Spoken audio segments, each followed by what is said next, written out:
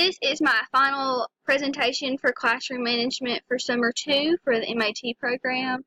I have already taken this class being a BSES major and getting my bachelor's here, going to class in Monticello. But I feel that it wasn't as effective as this class was, because now that I'm taking this class, I'm preparing to go into my classroom. So every single assignment that I did, conscious discipline video that I watched, I was able to think, okay, in a week or in 2 weeks, I'll be able to put this into effect. Or in just 4 short weeks, when we start this class, I'll be able to use these. So I took it and I used it a lot. So I felt it was very valuable. So my mission statement is, in Miss Becca's class, we promise to show respect, responsibility, and be kind. We will work hard to create a quiet, happy learning environment. We will never give up. We will have fun, and we will be leaders. We will achieve goals and try our best every day.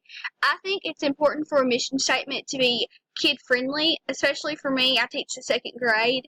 I think if you make it kid-friendly, then they will actually know, versus kind of like when you have the copyright agreement that comes across the screen, or you have the warnings that come across the screen that are very monotone and get straight to the point. I don't ever listen to those. I don't find them interesting. So I don't want my mission statement to be way over my kids' head and they find it uninteresting and not care about it. So I think if you use the words like happy, have fun, you will be leaders, achieve goals, that way they know that this is a good thing, this is a fun thing, and we're going to work for it. My classroom rules were very simple. I wanted to keep it less than 5. I will listen to others. That means I will listen to myself. I will listen to the announcement. I will listen to the classmates. I will listen to my peers. I will listen to the principal. I will listen, period. My second one was I will be respectful. I want to have a classroom environment where everyone feels very safe. So if everyone feels like they are respected, then I'm working towards creating that classroom environment where people can answer freely, whether it's wrong or right, and not be afraid of the reaction after they answer. I will work as a team, because teamwork makes the dream work. I like to think of my classroom as a team, and that I'm the coach, and that we have to work together to make this year work.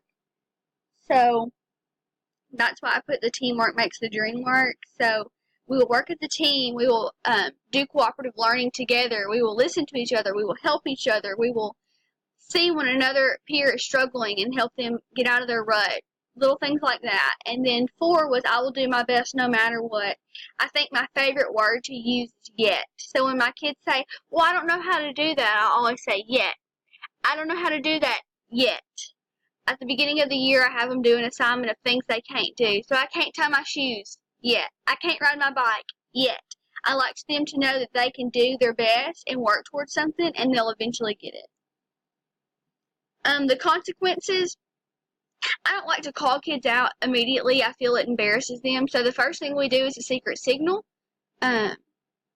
So this signal could be as simple as just tap on the shoulder, or in my classroom you have these dots on your table. They're stuck with Velcro. Your dots are green, and when I walk around and flip them over to red, then you know that you're on thin ice and you better get it together. The next one is a verbal warning, and then they will lose a privilege. Then they'll have to meet with me either during their recess or lunch, or sometime that's not convenient for them. Then I'll call home to mom or dad, and then I will meet with the principal if it ever comes to that, which I hope it doesn't. Classroom procedures and routines. Routines and procedures are so important. One of my very favorite professors always says the teachers with the best run classrooms spend most of the first 2 weeks teaching procedures and routines, not curriculum. If you do it right or you do it all year long. So it's important to have these procedures and these routines set into place so that your classroom runs smoothly. For turning in papers, at the front of my room, there is a basket. Along the basket, around the basket, there are clothespins that are clipped around. Every clothespin has a number, and every student in my classroom is assigned a number at the beginning of the year. This is how they line up. This is how they turn in their papers. This is how they check attendance. This is how they do their lunch. You have to know your number. So when you turn your work in, you clip your assigned clothespin to the paper and you put it in the basket. Therefore, I know whose it is, even if you don't have your name on it. For checking attendance, this also goes along with lunch. There's a magnet board at the beginning of my room at the front, and each student is assigned a magnet with their name, probably, or their number. They move their magnet to brought lunch or cafeteria, and if their magnet isn't moved, then they're still at home and they are not at school. For lining up, we sing a song and get in our assigned spot. This is where the numbers come in handy again. And the song is, my hands are by my side. I'm standing straight and tall. My eyes are looking towards the front. I'm ready for the hall. And when they get to that I'm ready from the hall, they're quiet as mice, stirring in the middle of the night. And they have to be quiet. And they know the procedure because they practiced it for 2 weeks. The fourth procedure is class discussion. If they hold up 4 fingers, they have an answer. If they hold up their pinky, they have a question. If they make a C, kind of like the sign language C, they have a comment. If they use the pinky and the thumb, they agree, me too. The last procedure is bathroom breaks. We do bathroom breaks, and they know how to do that, but when they need to take a bathroom break during my instruction or during small group or whole group or however, they know if they go to if they raise their hand and point to the Germ-X bottle, let them go. But if they have to go take that Germ-X bottle and put it on their desk, that's how they need to go. And then when they return, they must use the Germ-X bottle. Typically, the students just go get the Germ-X bottle and hold it up in the back of the room. And then I will say yes or no, and they'll go put the Germ-X bottle on their desk and go. For my parent-student teacher contract, it was too big to stick in here. So I made it where the student had to sign, and the student had to put their name, print, and then sign it. And it says I will agree to try my best and embark on challenging endeavors in the 2nd grade. I will complete my homework and will notify Ms. Becca if I am confused. I understand that Ms. Becca is willing to help me learn and help me with anything that I may not understand. I understand that my attendance in 2nd grade is very important, and I will not miss frequently. Exceptions include absences due to illness, appointments, and family commitments. I agree to maintain classroom and teacher expectations. Then the parent part says, I agree to support my child in his or her endeavors in the 2nd grade. I certify that my child will complete his homework and will notify me if he or she is confused. I understand that my child's teacher is willing to help him learn with anything that they may not understand. Attendance in 2nd grade is very important, and my student will not miss frequently. Exceptions include absences due to illness, appointments, or family commitments.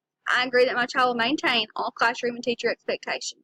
And then I will have them sign that, and then I will sign the bottom and put it away in the file. Oops, all the way back. Classroom signals. These are some of my favorite things I use in my classroom. So I use the call-out method. It works the best for me. So if I say peanut butter, then the class usually goes jelly time, and then they're quiet. Red robin, yum. And then I say, oh, me, and they usually go, oh, my. They usually say it just like I say it. And then 1, 2, 3, eyes on me. 1, 2, eyes on you. In addition to the classroom signals, I have a scoreboard. So if they do their call out and they get quiet, they get a point. After they get to 25 points, they get a reward. Conscious discipline. I had no clue what conscious discipline was before I got into this class. And honestly, I was so unsure about it the first week. But these strategies are meant to make your life so much easier, and they're creating an environment where your kids feel safe, which I've mentioned multiple times at the beginning that's very important to me. All the strategies have been very important, and I've actually made a printable, and they're in my binder to go to school with me when school starts. But my favorite was the learning about you, the I love you rituals. Behavior is communication, and I said that in every classroom scenario I wrote. And we are getting further and further away from where kids feel that love at home, which is awful and makes me very sad. But incorporating that into this upcoming school year or into your classroom period is very important, because every kid deserves to feel loved. Every kid deserves to feel safe from bullying and violence and just little things like that. So the conscious discipline have been very successful.